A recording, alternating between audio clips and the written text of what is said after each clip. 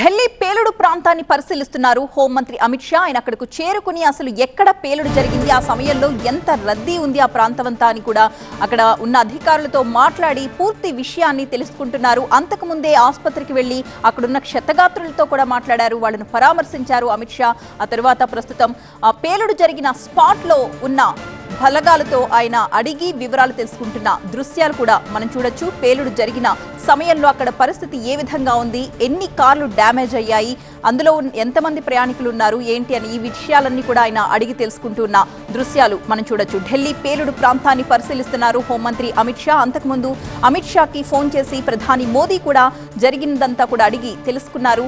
ఆసుపత్రిలో ఎవరైతే క్షతగాత్రులు ఉన్నారో వారందరికీ మెరుగైన వైద్య సేవలు అందించాలని కూడా ఆదేశించారు. ఈరోజు 6:52 సమయంలో ఎర్రకోట సమీపంలో ఉన్న ఒక సిగ్నల్ దగ్గర, చాందినీ చౌక్ మెట్రో స్టేషన్ సమీపం అంటారు దాన్ని, ఆ సిగ్నల్ దగ్గర ఈ పేలుడు జరిగింది. మూవింగ్ లో ఉన్న కార్, అంటే రెడ్ సిగ్నల్ పడడానికి ఆగడానికి సిద్ధంగా ఉన్న కార్లో ఒక్కసారిగా ఈ పేలుడు జరిగింది. ఆ పేలుడు ధాటికి 200 మీటర్ల వరకు కూడా పరిధిలో ఉన్న వాహనాలన్నీ ఎగిరి కింద పడి తునాతునకలైపోయాయి.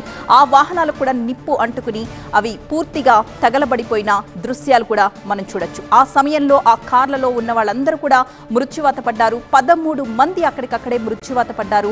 వాళ్ళ మృతదేహాలు కూడా పూర్తిగా ఛిద్రమైపోయి గుర్తుపట్టలేని స్థితిలో ఉన్నాయి. ఇక 30 మందికి పైగా ఆసుపత్రిలో చికిత్స పొందుతూ ఉన్నారు. ఇందులో అదృష్టం ఏమిటి అంటే ఈ రోజు ఢిల్లీలో సెలవు దినం, మార్కెట్లన్నీ కూడా క్లోజ్ ఉన్నాయి. ఆ సమీపంలో ఉన్న చాందినీ చౌక్కి పెద్ద ఎత్తున ప్రతిరోజు వస్తూ ఉంటారు. కానీ ఈ రోజు మాత్రం సెలవు దినం కావడంతో ఆ సిగ్నల్ దగ్గర కూడా, అంటే ట్రాఫిక్ కూడా కాస్త పలచగానే ఉందని చెప్పాలి. దాంతో మృతుల సంఖ్య 13 దగ్గరే ఆగింది అని చెప్తున్నారు అధికారులు. ఢిల్లీ పేలుడు ప్రాంతాన్ని ప్రస్తుతం హోంమంత్రి అమిత్ షా పరిశీలించి వివరాలు తెలుసుకున్న దృశ్యాన్ని మనం చూస్తూ ఉన్నాం. మా బ్యూరో చీఫ్ గోపి లైవ్ లో జాయిన్ అవుతున్నారు మరిన్ని అప్డేట్స్ తో. గోపి, ఏం చెప్తూ ఉన్నారు అధికారులు? లేటెస్ట్ ఇన్ఫర్మేషన్ ఏమన్నా ఉందా? కేంద్ర హోంమంత్రి అమిత్ షా కాసేపటి క్రితమే ఘటనా స్థలాన్ని, పేలుడు సంభవించిన ఘటనా స్థలాన్ని సందర్శించడం జరిగింది.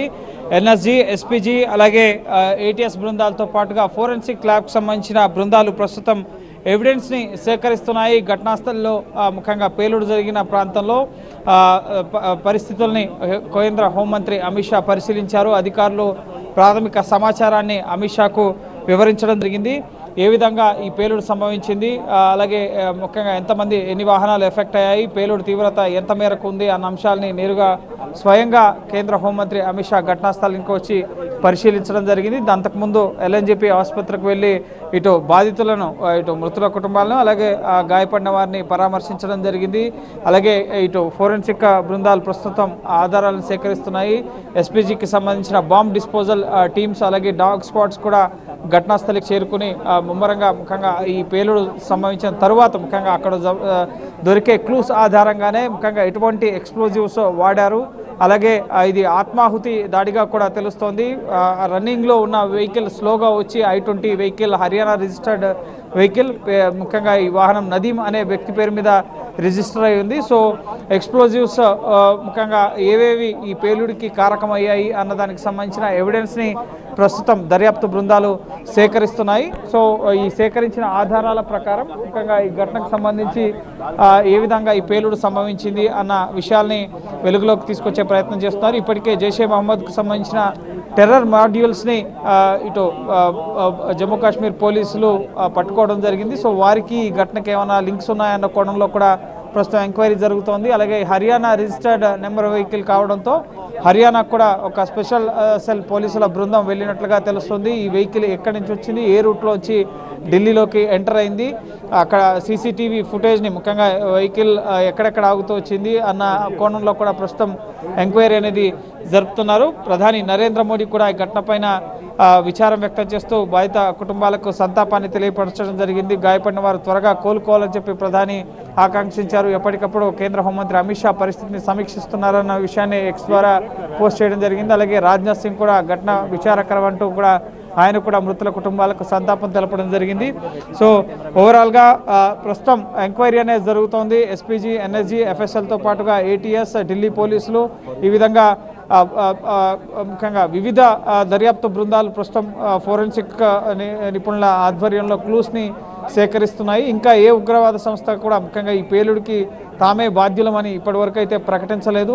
ఇటీవల ఆపరేషన్ సింధూర్ సమయంలో ఉగ్ర శిబిరాలను ధ్వంసం చేస్తూ పాక్ ఆక్యుపైడ్ కాశ్మీర్లో ఉగ్రవాదానికి వ్యతిరేకంగా ఒక గట్టి మెసేజ్ని అంతర్జాతీయ సమాజానికి భారత్ ఇవ్వడం జరిగింది. ఆ తర్వాత ముఖ్యంగా ఎన్డీఏ ప్రభుత్వం అధికారంలోకి వచ్చిన తర్వాత ఈ విధంగా దేశ రాజధాని ఢిల్లీలో కానీ దేశంలో ఏ ఇతర నగరాల్లో కానీ ఈ తరహా పేలుడు ఘటనలు జరగలేదు. ఫస్ట్ టైం ఈ విధంగా ఒక పేలుడు ఘటన ముఖ్యంగా రద్దీ ప్రాంతాల్లో ఈరోజు సోమవారం మార్కెట్కి సెలవు, ఎర్రకోటలో కూడా పర్యాటకులకి అనుమతి లేదు, ఈరోజు క్లోజ్ ఉంటుంది ఎర్రకోట కూడా.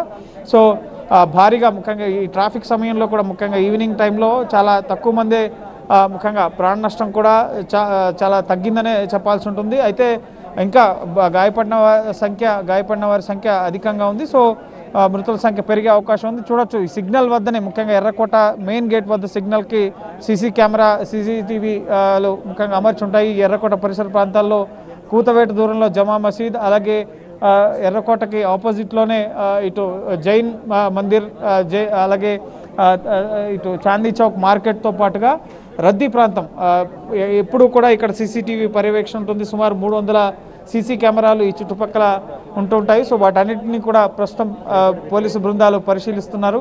అలాగే హర్యానా నుంచి వచ్చిన వెహికల్ కావడంతో సో అక్కడి నుంచి కూడా ముఖ్యంగా ట్రాఫిక్ సిగ్నల్స్ వద్ద ఎక్కడెక్కడి నుంచి ఈ వెహికల్ వచ్చింది, ఏ మార్గం గుండా వచ్చింది, ఎవరిని పికప్ చేసుకున్నారు, సో అందులో ఉన్న వారి సీసీటీవీలో రికార్డ్ అయితే కనుక వారి చిత్రాలను కూడా పోలీసులు విడుదల చేసే అవకాశం ఉంది. అలాగే ఇతర ముఖ్యంగా టెర్రరిస్ట్ మాడ్యూల్స్ ఎవరెవరితో వీరికి లింక్స్ ఉన్నాయి అన్న కోణంలో కూడా దర్యాప్తు జరిగే అవకాశం ఉంది.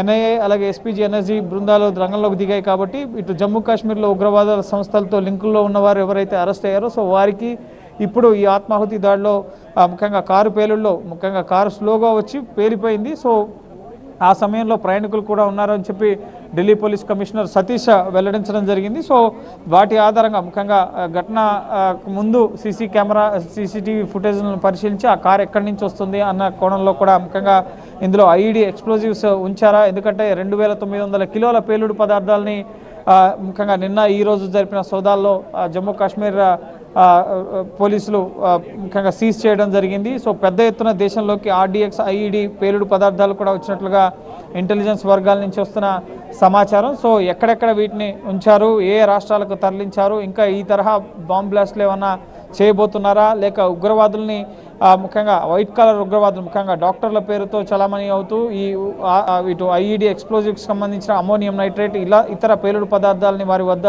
వివిధ ప్రాంతాలకు తరలిస్తున్న వారిని ఈరోజు పట్టుకోవడం జరిగింది. సో వారిని అరెస్ట్ చేసినందుకు ఒక మెసేజ్గా ఈ పేలుడిని ఢిల్లీ ఎర్రకోట ఐకానిక్ ప్రాంగణం ముందు పేల్చడం జరిగింది అన్న కోణంలో కూడా ప్రస్తుతం దర్యాప్తు బృందాలు ఆరా తీస్తూ ఎంక్వైరీ చేస్తున్న పరిస్థితి ఉంది. సో ఇప్పటివరకు అయితే ఏ ఉగ్రవాద సంస్థ కూడా ఈ ఘటనకు తామే బాధ్యులమని అయితే ప్రకటించలేదు. కానీ ఖచ్చితంగా దీనికి ఒక గట్టి మెసేజ్ భారత్ నుంచి వెళ్ళే అవకాశం కనిపిస్తోంది. ఎందుకంటే ఆపరేషన్ సింధూర్ సమయంలో కూడా ముఖ్యంగా ఈ తరహా ముఖ్యంగా ఉగ్రదాడులకు సంబంధించి ఇటు చనిపోయిన వాళ్ళు అంటే ఎవరు ఏంటి అన్న వివరాలు ఏమైనా తెలుస్తున్నాయంటే వాళ్ళ ఐడెంటిటీ కార్డ్స్ కానీ అదే తరహాలో ముఖ్యంగా ఏమైనా గుర్తించారా వాళ్ళ కుటుంబ సభ్యులకి తెలపడానికి ఐడెంటిటీ కార్డ్స్ కానివ్వండి ఏమైనా గుర్తించారా వాళ్ళ కుటుంబ సభ్యులకి తెలపడానికి?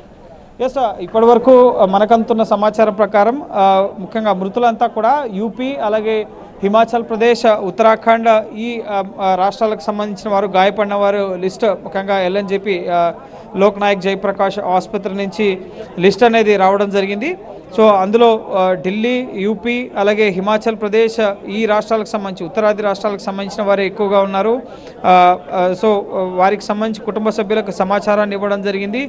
ముఖ్యంగా విదేశీయులు కూడా ఇటు ఉత్తరాఖండ్ రాష్ట్రానికి సంబంధించి అలాగే ఉత్తరప్రదేశ్ మెజారిటీ ముఖ్యంగా గాయపడ్డవారు కానీ ఇటు మృతులు కానీ వీరంతా కూడా ఉత్తరప్రదేశ్, ఢిల్లీ రాష్ట్రాలకు సంబంధించిన లోకల్స్గానే తెలుస్తుంది. ఇక్కడ మార్కెట్ షాపింగ్కి వచ్చిన వాళ్ళు అలాగే రోజువారీ కార్యకలాపాలకి బయటకు వచ్చిన వాళ్ళే ఇందులో గాయపడినట్లుగా, చనిపోయినట్లుగా సమాచారం అందుతుంది. సో పోస్ట్ మార్టం అనంతరం వారి మృతదేహాలని కుటుంబ సభ్యులకు అందజేయడం జరుగుతుంది. గాయపడిన వారికి మాత్రం ఎల్ఎన్జేపీ ఆసుపత్రిలోనే ప్రస్తుతం చికిత్స అందిస్తున్నారు. సో రేపు ముఖ్యంగా మృతుల కుటుంబాలకు పోస్ట్మార్టం అనంతరం వారి మృతదేహాలను కుటుంబ సభ్యులకు అందజేయడం జరుగుతుంది. సో ఆలోపు ఈ పేలుడు ఘటనకు సంబంధించిన ఎంక్వైరీ అనేది ఫోరెన్సిక్ ల్యాబ్ నిపుణులు వీళ్ళంతా కూడా పేలుడు ఏ విధంగా జరిగింది, ఎటువంటి ఎక్స్ప్లోజివ్స్ ఉపయోగించారు, ఎవరి పని అన్న కోణంలో దర్యాప్తు అనేది కొనసాగుతుంది. రైట్ గోపి, TV9 స్క్రీన్ మీద మీరు చూడొచ్చు గాయపడిన తర్వాత హాహాకారాలు చేస్తూ అక్కడున్న క్షతగాతులని కూడా మనం చూస్తున్నాం.